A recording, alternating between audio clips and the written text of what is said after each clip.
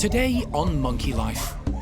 Recently arrived marmoset Marcel enjoys a newfound freedom as he ventures into the outdoor enclosure for the first time. Yeah, he's doing really good. I think he's loving it. He's calmed down a little bit now. I think the excitement was a lot to begin with. In Vietnam, it's a race against time to reach two rescued baby silvered langurs for sister sanctuary Dao Tien. They're not pets. They should be in the wild, in their family groups, in the forest. That's where they belong. And Siamangs Sam and Sasak are back swinging through the trees once more.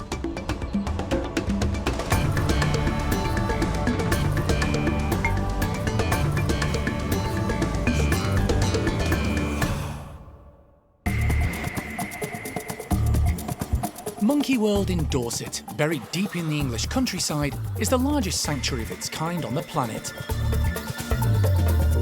The team, led by Dr. Alison Cronin, rescue and rehabilitate abused and unwanted primates from all over the world. So far, so good. Nice job. Really nice job. The park provides a home for more than 260 primates from 24 different species.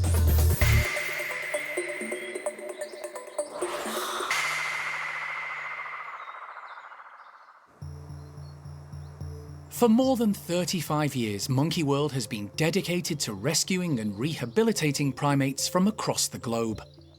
However, in recent times, a large proportion of those needing the park's expert care and attention have come from a lot closer to home.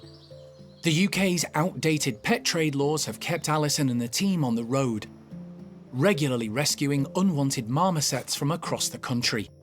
And, despite all their efforts, Alison still has a long waiting list. When the small primates arrive, they're given a health check. And if they're male, a vasectomy, before the staff do their best to pair them up with a partner, hopefully for life. It's a really important step for these social animals. Here at Monkey World, we've got a few different species of marmoset. We've got Jeffroy's marmoset, black tufts, and common marmoset. So we do have a range of different species. They are all unique. Common marmosets, they have kind of this skin-coloured face with a little black round the edge and white ear tufts. Jeffroy's marmosets are a little bit bigger than common marmosets, and they differ because they have a white face, a white around their face, and then also black ear tufts. So they do look physically different. Despite the marmoset facilities being full to bursting, emergency calls still have to be answered. Jeffroy's marmoset Marcel arrived under such circumstances just last week. He was found running around in a garden in the Midlands. Alison collected him and brought him back to Dorset. Unfortunately, there's no partner for him just yet. But in preparation, he's had a full health check and a vasectomy. So when a female is available, he'll be ready. Until then, he does have some noisy neighbours to keep him company. He's got Jenny and Clyde, the little old couple, next to him. I mean, they're fairly easy. They probably won't give him much hassle. It's more the Tamarind girls that are just next door, the other side. Obviously, we've got Red and Mo. They're both an old female couple living together. They're quite vocal. They're quite aggressive over food with each other, which does cause a little bit of a stir in the house at main feed times. But hopefully, he'll settle down quickly. The girls will soon learn to leave him alone, and the house will just go back to normal. Today is the next big step in Marcel's rehabilitation. Elle is going to give him access into one of the specially designed outdoor enclosures. While we've been revamping the outdoor enclosure, he has had tunnel access, quite a big long stretch of tunnel, and that way he still gets to get a little bit of sunlight, which is really important for vitamin D3, something that a lot of primates lack in the UK primate pet trade from where they're kept in hamster cages, bird cages, on indoor houses. So the fact he's even been able just to get a little bit of sunlight to help him physically is important. Time to let Marcel get a taste of the great outdoors. Whoa! After a cursory look around, Oh, his face. he's off, sticking to the mesh at first. Oh, bless him. You can jump on the branches. Before gaining confidence and starting to explore. Oh, good job. It doesn't take long for Marcel to feel at home in his new outdoor area. The outside enclosure is probably the closest to the wild that Marcel's ever going to get to, with all the greenery and the branches and the trees and the shrubbery. There's bugs that he can forage outside. A lot of our marmosets spend majority of their time in the nice weather foraging outside for the bugs, for the extra protein, sunbathing. It gives them the additional space from the inside enclosures as well. So yeah, outdoor enclosure is massively important for marmosets. Despite missing part of his tail, the young marmoset's balance and agility are good, and he seems comfortable on the branching as he takes in all the new sights and sounds. Yeah, he's doing really good. I think he's loving it. He's calmed down a little bit now. I think the excitement was a lot to begin with. To be honest, I think he's so absorbed by his environment and the new world that he's now just come into that he's got plenty of entertainment. He's got the public right outside of his enclosure for a lot of entertainment. He's been shouting at the tamarins next door. But mostly he's just been exploring around, really, looking at all the different trees and just having a great time.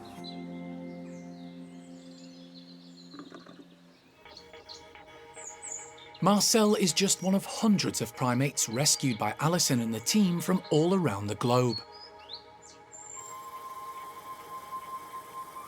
Most can't be returned to the wild and are rehomed at Monkey World. But 6,000 miles away, in southeast Vietnam, the team at sister sanctuary Dao Tien do their best to rehabilitate and release some of the country's most endangered species back into the wild.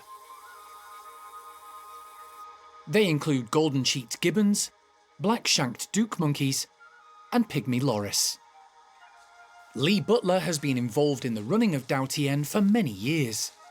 He's just arrived to oversee the building of a new emergency rehabilitation centre, which is much needed. The number of rescued primates has increased year on year, and the completion of the new building can't come soon enough. A call has just come in highlighting the urgency. 2 baby langurs have been confiscated by the police in Ho Chi Minh City.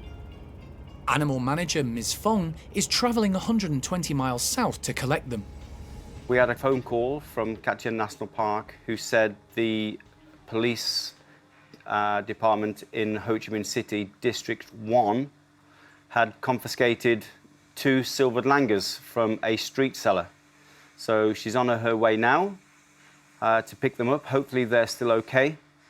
So we'll sit and we'll wait, and she'll probably be back around about midnight.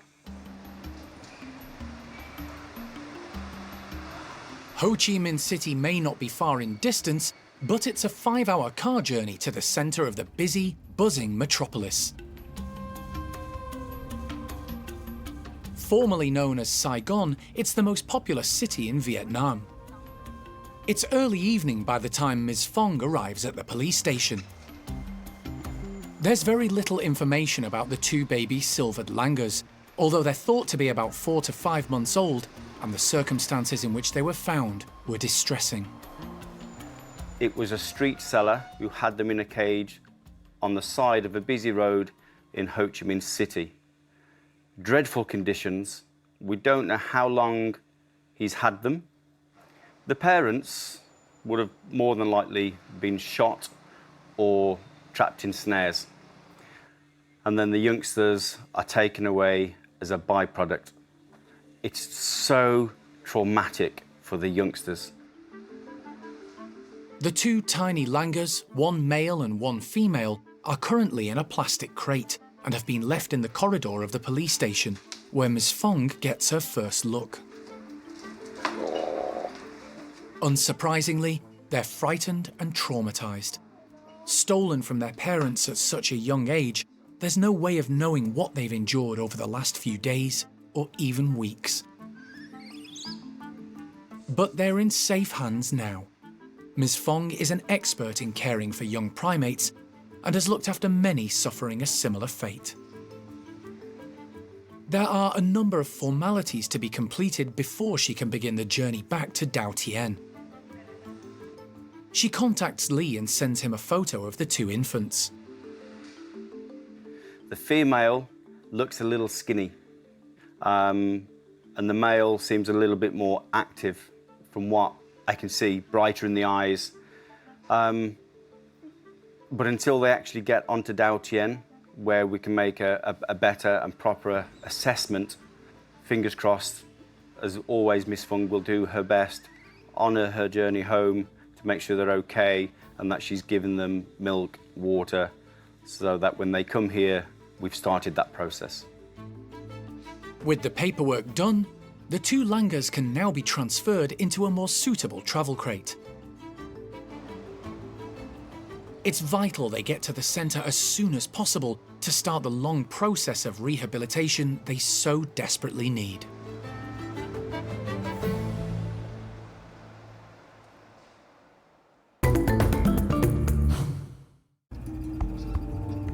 It's a race against time to get 2 rescued baby silvered langurs to Dao Tien, Monkey World's sister sanctuary in Vietnam. The tiny infants are in desperate need of care and attention, and their future is in the balance. Throughout the 5-hour journey, animal manager Ms. Fong has been reassuring the bewildered pair, giving them water and comfort. They've made good time, arriving at the river crossing to Dao Tien just before midnight. The rescue centre is located on an island on the Dong Nai River, and the only way to reach it is by boat. Ms. Fong has phoned ahead, and Lee Butler has sent Mr. Hai, the nighttime keeper, across to collect them. It's a scenario that has become all too familiar to Lee. This should not be happening. They're not pets. They should be in the wild, in their family groups, in the forest. That's where they belong. Tourism, illegal pet trade, it has to stop. And here at Dao Tien, where we work with Cat Tien National Park and the local government of Vietnam, we are trying to make a change. We're making a difference. But we all get very, very frustrated that this continues. This has to stop. It's gone midnight. Ms. Fong has been travelling for a total of 9 hours and has finally made it back to Dao Tien with the 2 baby silvered langurs. The youngsters have been given names. The male has been called Diep, and the female, who is older and darker, Danny. They were being kept in a small cage by a local street seller and must have been terrified, probably having seen their parents killed for meat. The main concern now for the team on Dao Tien is the state of their health. So Miss Fung was saying is that we have a boy and a girl. So now they're here, they're in great hands. We'll get them into their cage and we'll go from there for the night. The first thing the team need to do is get essential fluids into the infants. They could be dehydrated, the bodies could be going into shock. So it's really important that Miss Fung and Mr. Hai get this first feed into them. The next feed, we'll do 50% milk, no sugar, and 50% electrolyte, so we can still get the electrolytes into them. So that will be about 2 o'clock this morning. And then at 3 o'clock, hopefully then we go to the normal milk feeds and then start to introduce a correct diet for them. It's so sad, but they're now in the best hands possible for their next step in their rehabilitation to get them back into the forest. It's going to be a long night for Lee and the team. No problem. But the 2 baby langurs are now in the best possible place, and their future is definitely brighter than it was just a few hours ago.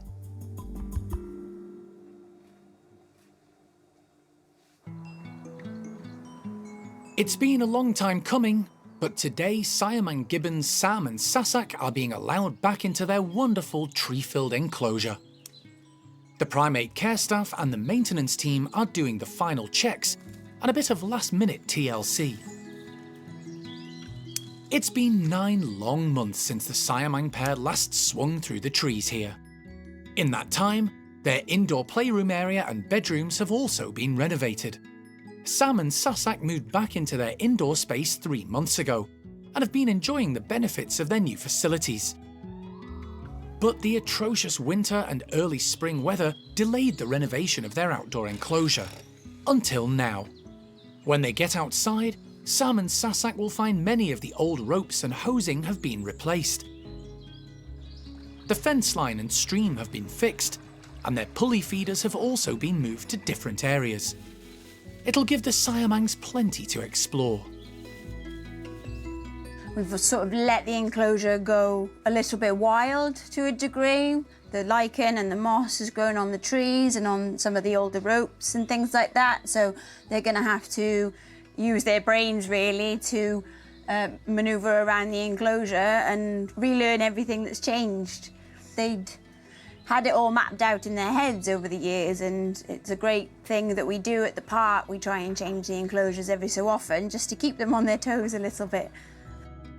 The enclosure is all set, and Sarah opens the slide to allow the Siamang pair out. Come on!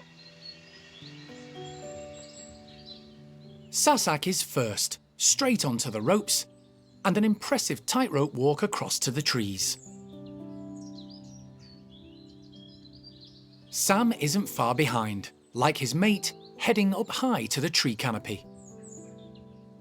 The space is very familiar to them, but the changes mean the pair will have to learn new ways of moving around the enclosure, familiarising themselves with the new ropes and planning new routes. Amazing, they're out, they're up high, they're together, they're checking out all areas of the enclosure. They have had a look at the river, don't seem fazed by it, which is a good sign. Sass is a little bit wobbly on some of the new rope that's been put in, but that's only going to build her muscles up even better. And yeah, they're just trying to work out how to get to that pulley feeder where their breakfast is, because of course it's all a little bit different in there now. So this will take them a while to get used to it, but pleased. Sam and Sasak seem happy to be back in the trees. After a cautious start, testing the flexibility of the branches and ropes, they've found their feet and their confidence has grown. And they finally made it across to the pulley feeder.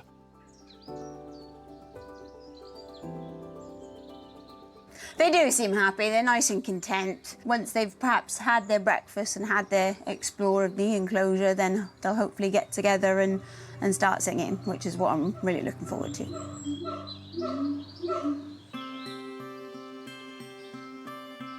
It's a beautiful day at the park, and all of Hananya's chimp group are outside, taking advantage of the warm sunshine.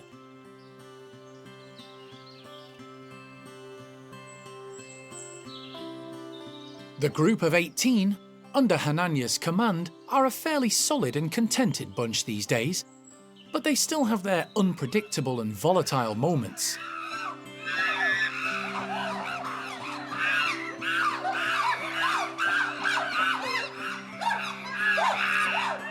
They're so dramatic, and they kick off over the slightest little thing, and they just have no ability to de-escalate. This group really is something else. Nearly all of them were rescued from across the globe. Hananya from Israel, along with Shamak, Cookie and Zeynep from Turkey, Honey from Dubai, and Kiki from Lebanon. Many of them came from Spain, and Tuti from Saudi Arabia. But there is one exception, 10-year-old Thelma. She was born at Monkey World to Mum Cherry and Dad Hananya, and her arrival had a profound impact on the troop. Thelma, from day one, has always been very important to the group. She's been the only baby they've really known in such a long time, other than when they were younger themselves. And like being brought up by Cherry, everyone has kind of adored her from the day one, although Hananya, I think, has always had mixed feelings about her. But yeah, she's so important to the group, and she really is the future of things, to be honest. Like, she's younger and stronger than everyone else. Well, not at the moment, but she eventually one day will be. She's always going to be a big player, and so, I mean, definitely, as they all get older and feel a lot more vulnerable, a lot of them are going to be cozying up to the younger, stronger individual. So, yeah, she's got a big future, I imagine. At 10 years old, Thelma is now classed as an adolescent and is heading to adulthood and finding her place in the group. From day one, she's had a very different upbringing to the rest of the troop, who, due to their orphan backgrounds, had to figure out how to be chimps. Thelma was born to it, raised by Mum Cherry and looked after and pampered by a whole host of uncles and aunts. Chimps like Arthur, the lowest ranking male in the group, have never been far from her side since the day she was born. I think she does have a reputation as a bit of a terror and not terribly nice, and it's really, I find it very unfair. She is just finding her niche in the group, and I mean, she's not going to have to battle too hard because she's already had quite a high-ranking position already, but she's got to find out where she stands and see what works. She's seen from day one how things lay in the group, who's in the power position, who's low-ranking. She's a bright girl, she understands very much where she fitted in, so she's very aware of her power in the group, and it's kind of been easy going for her, basically. She's kind of made sure everyone knows that they know she's more important than them, but she's not gone overboard with it, I like to think. One chimp Thelma was close to growing up was Cookie, a low-ranking female in the troop. But as she's got older, aware of her unique standing, Thelma has started testing individuals like Cookie to see what she can get away with.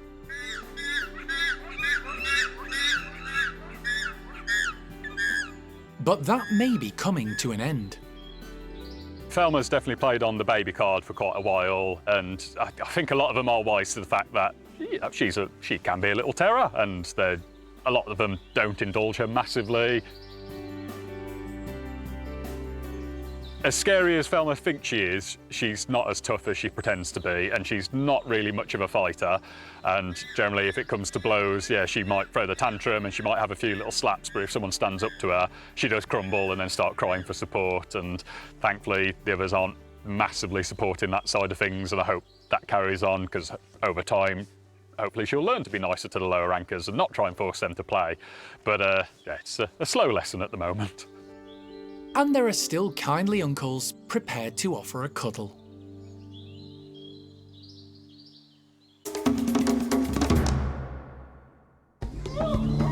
Next time on Monkey Life. With the maintenance crew hard at work, it's all changed for some of the park's capuchins, with 31 of them on the move. Good girl, Laura. I'm going to go move this lot down and then start work on Franco and Jenny again. And a frustrating puzzle for Gibbons, Kitty and Paul.